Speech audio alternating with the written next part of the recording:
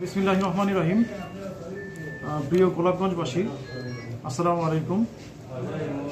আমি মীর মোহাম্মদ আব্দুল নাসের, আপনাদের গোলাপগঞ্জ থানার অফিসার ইনচার্জ হিসাবে সদ্য যোগদান করেছি।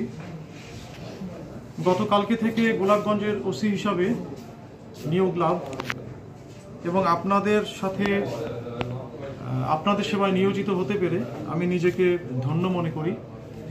মহান আল্লাহর অশেষ রহমতে আপনাদের গোলাপগঞ্জবাসীর নিকট আইন শৃঙ্খলা রক্ষার দায়িত্বে নিয়োজিত হয়েছি।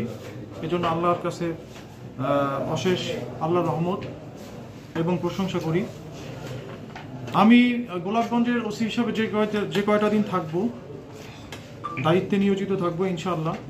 এতটুকু আপনাদেরকে আশ্বস্ত করতে চাই যে গোলাপগঞ্জের আইন শৃঙ্খলা রক্ষায় আমি আমার সর্বোচ্চ মেধা, শ্রম, সর্বোচ্চ প্রজ্ঞা এবং পেশাদারিত্বের সাথে আমি আপনাদের আইন শৃঙ্খলা রক্ষায় দৃশ্যমান উন্নয়ন করতে সক্ষম হব, এটা আমার বিশ্বাস।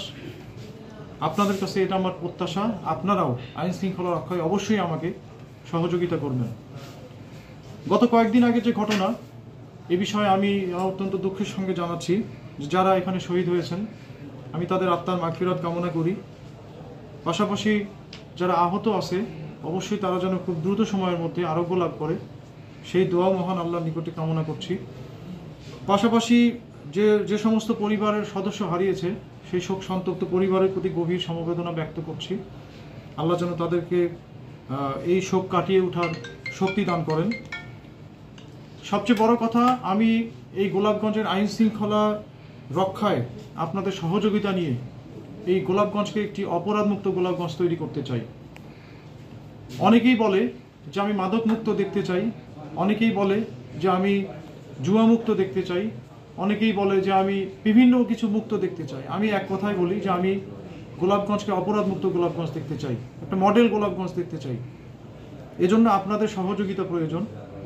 এককভাবে থানার কোনো অফিসার বা শুধুমাত্র অফিসার ইনচার্জ কখনোই একটা উপজেলার আইন শৃঙ্খলা এককভাবে নিয়ন্ত্রণ করতে পারে না। এজন্য সবার সহযোগিতা দরকার।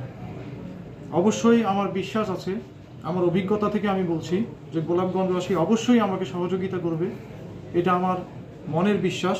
এবং সে বিশ্বাস নিয়েই আমি আগামীতে আমি যে কয়টা দিন থাকবো, ইনশাল্লাহ সকলের সমন্বয়ে, সকলের ভালোবাসা নিয়ে, সকলের একাগ্রতার চেতনা নিয়ে, সকলের সহযোগিতা নিয়ে আমি ইনশাআল্লাহ এই গোলাপগঞ্জকে